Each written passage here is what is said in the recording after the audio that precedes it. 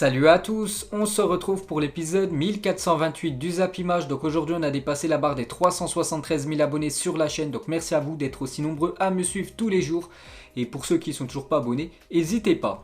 Donc on commence aujourd'hui en ce 1er avril avec deux anniversaires. Tout d'abord la légende néerlandaise Clarence Seedorf qui fête aujourd'hui ses 45 ans pour l'ancien joueur de l'AC Milan, du Real Madrid, de l'Ajax ou même de l'Inter Milan. Bon anniversaire à lui. Et il y a aussi l'attaquant colombien Duvan Zapata, l'attaquant de l'Atalanta Bergame qui fête aujourd'hui ses 30 ans. Ensuite, on va parler de l'équipe de France qui jouait hier son troisième et dernier match pour cette trêve internationale du côté de la Bosnie. Et victoire des Français 1-0, donc Griezmann montre la voie vu que c'est l'unique buteur du match. Donc une victoire hier, mais une victoire sans briller pour l'équipe de France. En une du journal L'équipe, une tête de leader sans briller. Les Bleus l'ont emporté hier soir à Sarajevo. Grâce à un but de la tête de Griezmann, ils ont déjà distancé leurs rivaux du groupe D. On va juste retenir déjà la victoire du côté de la Bosnie. Et voilà que maintenant l'équipe de France creuse l'écart par rapport au deuxième qui est l'Ukraine, parce que l'Ukraine a fait un partout hier contre le Kazakhstan. Donc l'équipe de France 7 points, l'Ukraine deuxième 3 points. Donc il y a déjà 4 points d'écart entre le premier et le deuxième après seulement 3 journées. Donc parfait pour les Bleus.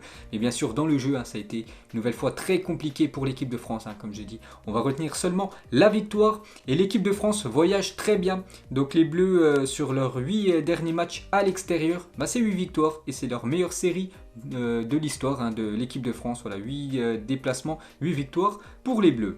Ensuite, on revient sur Antoine Griezmann, buteur hier, l'attaquant Blaugrana. On peut voir sa célébration toujours inédite, c'est vrai qu'il change souvent de célébration. L'attaquant Antoine Griezmann, et Griezmann vient d'inscrire le 35e but de sa carrière en bleu. Félicitations à lui, on peut voir le classement des meilleurs buteurs de l'histoire de l'équipe de France. Donc maintenant Griezmann est seul à la 4e position, parce qu'avant il était ex-aequo avec David Trezeguet. Donc Griezmann 35, Platini 41, Giroud 43 et toujours le recordman Thierry Henry 51. Ensuite, on va parler de Kylian Mbappé. On va faire son bilan sur cette trêve internationale avec les Bleus. Pourtant, avec le Paris Saint-Germain ces dernières semaines, il était ultra décisif. Mais avec l'équipe de France, très moyen. Parce que lors des 3 derniers matchs, donc 0 but, 0 passe D pour Kylian Mbappé. Il a même loupé un penalty contre le Kazakhstan il y a quelques jours. Donc une trêve internationale très moyenne pour Kylian Mbappé. On va parler cette fois-ci de Hugo Lloris avec son match hier. Donc c'est le 123e match avec l'équipe de France. Donc il est égalité maintenant avec Thierry Henry, 123-123 pour les deux. Et toujours le recordman Lilian Thuram, 142 caps avec l'équipe de France. Et toujours avec Hugo Lloris qui a fait un gros match hier, surtout en première mi-temps avec cet arrêt réflexe. En équipe de France, Hugo Lloris c'est donc le deuxième joueur ex-aequo le plus capé de l'histoire avec bien sûr Thierry Henry. Mais aussi le joueur comptant le plus de sélections en tant que capitaine, 101 matchs où Hugo Lloris a été le capitaine et gardien comptant le plus de clean sheet, 55 fois. Il a conservé sa cage sans prendre de but. Et pour finir avec lui, il a fait une déclaration à la fin du match. Il a dit c'était un peu laborieux. On a eu du mal, surtout dans l'utilisation du ballon. L'état d'esprit est remarquable. On a mal joué aujourd'hui, mais on a pu s'appuyer sur notre état d'esprit. On a géré le 1-0. L'essentiel est là. On avance, comme j'ai dit, on va seulement retenir la victoire. Ensuite, on va parler d'Olivier Giroud qui a commencé une fois de plus sur le banc. C'est très rare, 2 fois d'affilée que Giroud commence en tant que remplaçant. Donc hier, il est rentré en cours de jeu. C'est la 107e sélection pour Giroud, donc il revient à hauteur de Patrick Vieira. Ensuite, on va parler de Ferland Mendy qui n'a disputé aucune minute de jeu avec l'équipe de France sur ses 3 derniers matchs. C'est vraiment dommage pour lui parce qu'il est très bon cette saison du côté du Real Madrid et Deschamps ne lui a donné aucune minute de jeu. C'est vrai que sur le côté gauche on a quand même Lucas Hernandez et aussi Lucas Digne, mais pourquoi pas le faire jouer côté droit parce que Benjamin Pavard par exemple hier il a été très moyen, le défenseur droit du Bayern. Autant essayer Ferland Mendy sur le côté droit si Deschamps ne veut pas le mettre sur le côté gauche. C'est vraiment dommage qu'il n'ait joué aucune minute, le défenseur du Real Madrid. Et pour finir avec cette équipe de France, on va faire le bilan. Donc fin de période internationale pour nos Bleus. Donc le bilan, 2 victoires, 1 match nul, 0 défaite. Donc un bilan plutôt pas mal quand même pour l'équipe de France. Malgré que dans le jeu ça soit très brouillon à chaque fois. À la fin du compte, l'équipe de France remporte souvent son match. Et c'est ça le plus important. Ensuite, on va parler de l'équipe de France Espoir qui jouait quelques heures avant, l'équipe de France A. Donc l'équipe de France Espoir jouait contre l'Islande Espoir et les Bleuets se sont imposés 2-0, un but de Guendouzi et un but de Hudson Edouard. Et Hudson Edouard devient le meilleur buteur de l'histoire des espoirs de l'équipe de France avec 17 buts pour lui en 13 sélections. C'est énorme les stats de l'attaquant du Celtic Glasgow. Et du coup, l'équipe de France est qualifiée pour les quarts de finale. Donc les quarts de finale se joueront fin mai. Ça va pas se jouer dans quelques jours. Donc l'équipe de France U21 affrontera les Pays-Bas en quart de finale de l'Euro. Donc les affiches, Pays-Bas-France, Danemark-Allemagne, Espagne-Croatie et Portugal-Italie. Match prévu le 31 mai, je vous ai dit. Et on peut voir le tableau final de cet Euro Espoir. Donc si l'équipe de France vient éliminer cette équipe des Pays-Bas, elle pourra affronter soit le Danemark, soit l'Allemagne en demi-finale. Ça peut faire un France-Allemagne en demi et dans l'autre partie du tableau.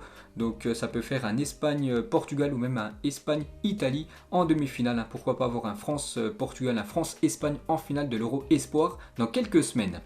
Ensuite les gars, on continue avec les résultats de la soirée d'hier. Donc on va parler de la Mannschaft qui recevait l'équipe de la Macédoine. Énorme surprise parce que l'Allemagne s'est inclinée 2-1 chez elle.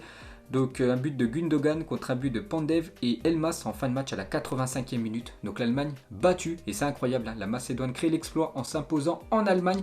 N'oubliez pas que la Macédoine c'est l'équipe classée à la 65e place au classement FIFA, des meilleures nations de la planète. Donc énorme surprise, donc l'Allemagne n'avait plus perdu en éliminatoire à la Coupe du Monde depuis le 1er septembre 2001 face à l'Angleterre. Donc ça faisait plus de 20 ans que l'Allemagne n'avait pas perdu lors des éliminatoires pour jouer une future Coupe du Monde, c'est incroyable.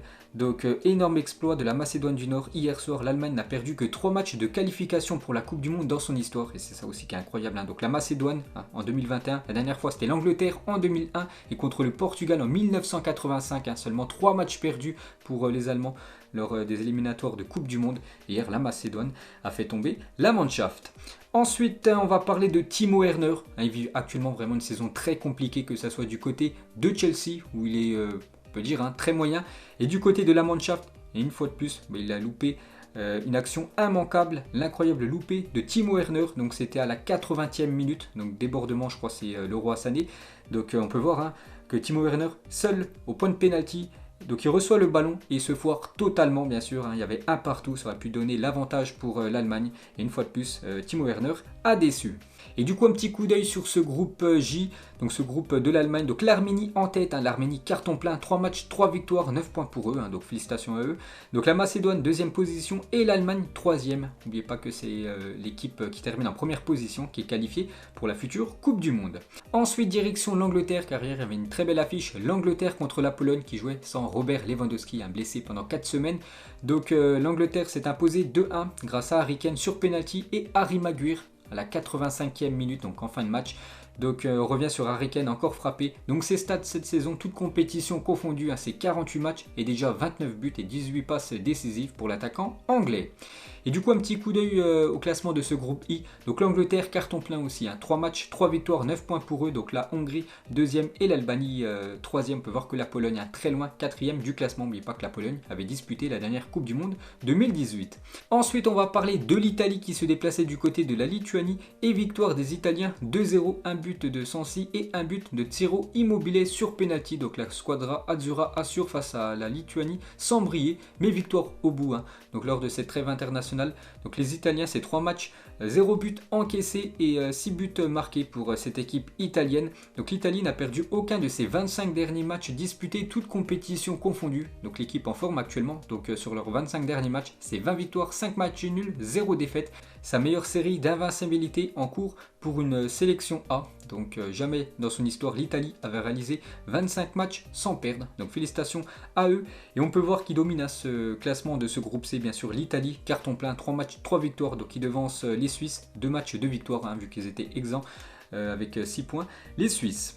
Ensuite, direction l'Espagne. Hier, les Espagnols recevaient l'équipe du Kosovo et victoire de la Roja 3-1. Donc Olmo, Torres et Moreno buteur. Donc parfait pour l'Espagne. Une petite photo de Sergio Ramos en fin de match. Donc déjà, il est rentré en cours de jeu. Il a commencé remplaçant. Il a été laissé sur le banc. Sergio Ramos, donc il a joué seulement 5 minutes. Puis à la fin, bien sûr, il a enlevé son maillot. Regardez tous les tatouages. On peut voir qu'il est toujours très bien affûté. Sergio Ramos qui a fêté son anniversaire il y a quelques jours. Il a fêté ses 35 ans. Et quelques photos aussi de l'évolution capillaire de Sergio Ramos, avant qui avait les cheveux longs. Ensuite il est passé aux cheveux courts, il est revenu avec les cheveux longs. Et pour finir avec la sélection espagnole, un petit coup d'œil au classement de ce groupe B. Donc l'Espagne en tête avec 7 points. Donc il devance l'équipe suédoise avec 1 point en dessous, 6 points pour la Suède. Mais la Suède a joué un match en moins que l'Espagne et la Grèce, 3e. Ensuite, jetez un petit coup d'œil sinon à tous les autres résultats de cette soirée d'éliminatoire de Coupe du Monde hier. Donc par exemple, je sais pas, l'Écosse s'est imposée 4-0 contre les îles Féroé. On peut voir la belle victoire aussi du Danemark 4-0 du côté de l'Autriche, parfait. Pour l'équipe de Martin Braithwaite, on peut voir aussi que l'Arménie 3-2 se sont imposés contre la Roumanie. Et seuls l'Italie, l'Angleterre, le Danemark et l'Arménie ont réussi à enchaîner 3 victoires consécutives dans ces éliminatoires de la Coupe du Monde 2022. Donc félicitations à ces 4 nations. Ensuite on revient sur l'équipe de France. Donc pour vous dire que depuis la finale de la Coupe du Monde 2018, donc l'équipe de France, elle qui a le meilleur ratio par rapport au nombre de matchs joués en termes de victoires. Parce que depuis la Coupe du Monde 2018, donc l'équipe de France... Donc il y a eu 20 victoires, 5 matchs nuls et seulement 3 défaites. Donc on fait mieux par exemple que la Belgique, 18 victoires, 3 matchs nuls, 2 défaites. Bon, on a disputé plus de matchs bien sûr que les Belges, que l'Allemagne. L'Allemagne par exemple c'est 14 victoires, 8 matchs nuls, 5 défaites. C'est pas l'Espagne, c'est 17 victoires, 7 matchs nuls, 3 défaites. On peut voir que l'équipe de France a un sacré ratio niveau victoire depuis la finale de la dernière Coupe du Monde. Ensuite officiel, la règle des 5 changements par équipe par match est instaurée pour l'Euro 2020. Même chose pour les demi-finales et finales de la Ligue des Nations. Donc vous savez que cette saison, c'est une saison particulière. Vu que bien sûr déjà on a commencé un peu plus tard les championnats que les années précédentes à cause bien sûr du Covid. Donc par exemple en Ligue 1 ou même en Ligue des Champions, on a le droit à 5 changements. Et ça sera le cas aussi pour l'Euro 2020 les gars. Il n'y aura pas 3 changements par match, il y aura bien 5 changements. Et la même chose pour les demi-finales et finales de la Ligue des Nations en novembre prochain. Ensuite, on va parler de Erling Haaland qui a déçu ces derniers jours, donc muet lors de la victoire de la Norvège face au Monténégro. Avant-hier 1-0, Haaland a enchaîné 3 titularisations sans marquer pour la première fois de sa carrière. Et c'est ça qui est surtout incroyable. Donc c'est la première fois de sa carrière où il enchaîne 3 matchs sans marquer quand il a commencé titulaire. Donc une stat incroyable sur l'attaquant norvégien. Ensuite, on va parler du Portugal car aujourd'hui, c'est un jour spécial pour le Portugal parce que la sélection portugaise de football fête ses 107 ans aujourd'hui. Donc le meilleur buteur, bien sûr, Cristiano Ronaldo, 103 buts. Le joueur le plus capé, une fois de plus, CR7, 173 matchs pour l'attaquant de la Juventus. Donc le palmarès du Portugal, plus beau trophée, ça reste quand même l'Euro 2016 remporté en France, une Nation League, un Euro 2004 finaliste, perdu contre la Grèce. Une fois la Coupe du Monde 1966, ils sont arrivés 3e. La même chose, 3e aussi à la Coupe des Confédérations et 4e à la Coupe du Monde 2006, cette équipe portugaise. Ensuite, on revient sur Cristiano Ronaldo, donc avec son but contre le Luxembourg. On a parlé hier, c'est la 18e année consécutive où il marque au moins un but avec la sélection du Portugal. Donc regardez chaque année le nombre de buts qu'il a marqué avec le Portugal. Donc par exemple il y a des années comme 2008-2009 où il a marqué seulement un but avec la sélection A du Portugal. Mais il y a des années où il a marqué pas mal de buts comme en 2016, 13 buts, même 2017, 11 buts avec la Seleção du Portugal. Ensuite toujours avec Cristiano Ronaldo, trollé par le pire club du monde. S'il a marqué contre le Luxembourg 3-1 avant-hier, Cristiano Ronaldo n'a pas brillé. Il a d'ailleurs manqué une énorme occasion en première mi-temps et l'occasion de se moquer de CR7. L'Ibis Sport Club ne l'a pas raté. Ce club brésilien considéré comme le pire du monde après une série de presque 4 ans sans victoire entre 1980 et 1984 a tweeté Cristiano va rejoindre Ibis, donc leur club. On comprend pourquoi maintenant. Donc une petite info sur l'attaquant portugais. Ensuite toujours avec lui, donc on va parler de son avenir qui est toujours en stand-by. Donc d'après le journal Tuttosport, donc un journal sportif italien, donc Cristiano Ronaldo aurait finalement pris la décision de rester à la Juventus cet été. Donc après c'est le journal Tuttosport qui dit ça. Nous on ne sait toujours pas bien sûr ce que va faire Cristiano Ronaldo. Donc d'après Tuttosport, donc à l'heure que le PSG est annoncé sur les traces de CR7 pour l'été prochain, l'attaquant portugais voudrait finalement rester du côté de la Juventus. Donc comme l'a indiqué Tuttosport mercredi, CR7 aurait changé son fusil d'épaule quant à son avenir et envisagerait finalement de rester à la Juventus. Pourtant on entendait d'énormes rumeurs ces derniers jours, ces dernières semaines que Cristiano Ronaldo voulait quitter l'Italie à cause certainement de l'élimination en Ligue des Champions contre l'équipe de Porto. Donc, et même si rien ne semble totalement figé, ce dossier semble désormais bien mal embarqué pour le PSG et Leonardo devra donc peut-être se tourner vers une autre star s'il souhaite renforcer le club de la capitale. Bon après, je ne sais pas s'il aurait quitté cette équipe de la Juventus si Cristiano Ronaldo serait venu du côté du Paris Saint-Germain, pourquoi pas du côté du Real, ou un retour du côté de Manchester United. Mais voilà, d'après Tutosport, Ronaldo voudrait faire au moins une saison de plus du côté bien sûr de la Juventus. Mais bien sûr, hein, c'est ce que dit le journal. Nous, on verra ce que ça donnera dans quelques mois. Ensuite, une déclaration de Rummenigge, c'est tout simplement le président du Bayern Munich sur les rumeurs d'une arrivée d'Haaland au Bayern. D'où viennent ces rumeurs? Je n'en sais rien. Je n'ai qu'une chose à dire, nous avons le meilleur numéro 9 du monde. Il est sous contrat jusqu'en 2023. Bien sûr, il parle de Robert Lewandowski. Et il le dit, hein, Rummenigge, qu'actuellement, le Bayern n'est pas intéressé par l'attaquant Erling Haaland. Et toujours avec Lewandowski, le Bayern Munich souhaite prolonger le contrat de Robert Lewandowski, a déclaré Rummenigge, le président du club. Il est actuellement lié jusqu'en 2023, donc il pourrait prolonger son contrat. Ensuite, on va parler du Paris Saint-Germain. Vous savez que dans 6 jours, cet énorme choc, hein, bien sûr, le Paris Saint-Germain contre l'équipe du Bayern. Et Marco Verratti devrait être disponible pour le choc face au Bayern. Et ça, c'est une très bonne nouvelle. Il devrait néanmoins être forfait face à Lille ce samedi. Il y a aussi un énorme choc samedi en Ligue 1, le premier contre le deuxième à 17h. Donc voilà, pour ce match, il sera forfait hein, contre Lille. Mais normalement, il devrait être bien présent. Marco Verratti mercredi prochain pour le déplacement à Munich. Et cette fois-ci, une mauvaise nouvelle hein, pour le PSG. Touché au mollet lors de Luxembourg-Portugal avant-hier, Danilo devra passer des examens complémentaires une fois de retour à Paris. Le staff parisien espère sa présence lors de Bayern PSG dans une semaine. Donc lui, il est incertain pour le match la semaine prochaine. Ensuite, toujours avec le Paris Saint-Germain et le FC Barcelone sont les deux clubs intéressés par Sergio Agüero. On a parlé avant-hier hein, que Agüero, c'est officiel, il quitte en fin de saison cette équipe de Manchester City. Donc il y a deux clubs qui aimeraient avoir l'attaquant argentin, le PSG et le Barça. Moi je vois vraiment jouer la saison prochaine hein, du côté du club Blaugrana. Donc le PSG s'est fermement placé quand même sur Agüero. D'après Di Marzio, donc le FC Barcelone évalue la possibilité de son arrivée, mais est confronté à deux problèmes. Donc déjà, il a 32 ans, bien sûr, Sergio Agüero, donc il est plus en fin de carrière, en début de carrière.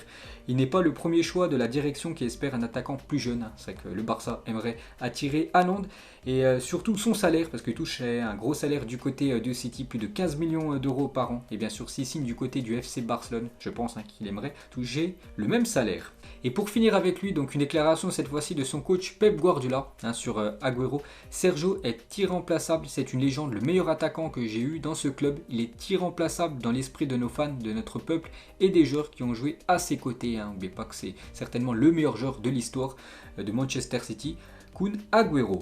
Ensuite, des nouvelles de l'Allemand Julian Draxler qui quittera le PSG en tant qu'agent libre à la fin de la saison. Donc en gros, il va terminer déjà son contrat du côté du Paris Saint-Germain qui arrive à expiration au 30 juin 2021 et il pourra rejoindre son futur club gratuitement, le milieu Draxler.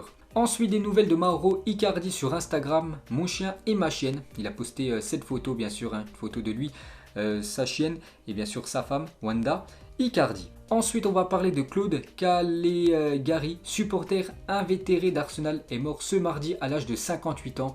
Donc moi j'ai déjà vu quelques vidéos de lui hein, sur YouTube les gars, c'est un grand fan de l'équipe des Gunners, donc il est décédé avant-hier, donc grosse pensée à lui, grosse pensée à sa famille. Ensuite on va parler du FC Barcelone féminin qui s'est qualifié pour les demi-finales de la Ligue des Champions malgré sa défaite 2-1 du côté de Manchester City hier, parce qu'au match aller les Barcelonais s'étaient imposés 3-0. Donc le FC Barcelone féminin qualifié pour les demi-finales. Il y a aussi l'équipe de Chelsea qui s'est imposée 3-0 du côté de Wolfsburg. Donc Chelsea aussi qualifié pour les demi. Donc aujourd'hui le Bayern se déplace du côté de Rosengard. Donc le Bayern au match aller s'est imposé 3-0. Et le dernier quart de finale, c'est entre deux équipes françaises. Donc j'avais dit hier hein, que le match du coup était reporté à une date ultérieure à cause des cas Covid pour les Jeux lyonnaises. Donc du coup le quart de finale de Ligue des Champions opposant le PSG à Lyon a été reprogrammé au dimanche 18 avril prochain, annonce l'UEFA. Ensuite, vous savez que dans quelques jours, enfin ça sera samedi prochain, ça sera le Classico en Espagne. Le Real Madrid recevra l'équipe du FC Barcelone à 21h le samedi 10 avril. Donc le maillot que porteront les joueurs du FC Barcelone pour le Classico la semaine prochaine. Hein. Donc ça sera un maillot inédit. Ensuite, le futur maillot extérieur du Bayern Munich pour la prochaine saison. Donc un maillot tout noir avec les sponsors, par exemple T-Mobile ou même Adidas en or. Ensuite, regardez l'équipe FUT de Neymar, vu qu'actuellement le joueur brésilien joue très peu, vu que le Brésil n'a pas joué lors de cette trêve internationale. Il était blessé depuis pas mal de temps, donc il a pas mal de temps devant lui.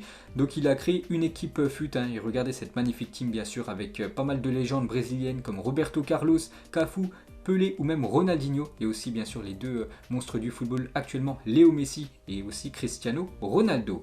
Ensuite, Karim Benzema est élu meilleur joueur du Real Madrid pour le mois de mars. Félicitations à l'attaquant français. Ensuite, fini la trêve internationale. La prochaine, c'est pour l'Euro 2020, les gars. C'est que voilà, les matchs internationaux, c'est fini. On reprend les championnats dès demain. Demain, il y a un match de Liga, Levante contre Huesca. Mais beaucoup de gros matchs samedi après-midi. Et du coup, regardez le programme à venir, les gars, pour ce mois d'avril, avec des énormes chocs. Bien sûr, samedi, par exemple, Paris contre Lille. Il y a aussi Leicester contre Manchester City ce week-end. Arsenal, Liverpool la semaine prochaine. Les matchs de Ligue des Champions, donc un gros programme pour ce mois d'avril. Donc voilà les gars, la fin de ce Zap Image 1428. Donc si ça vous a plu, un petit like et on se retrouve demain pour le prochain épisode. Ciao à tous.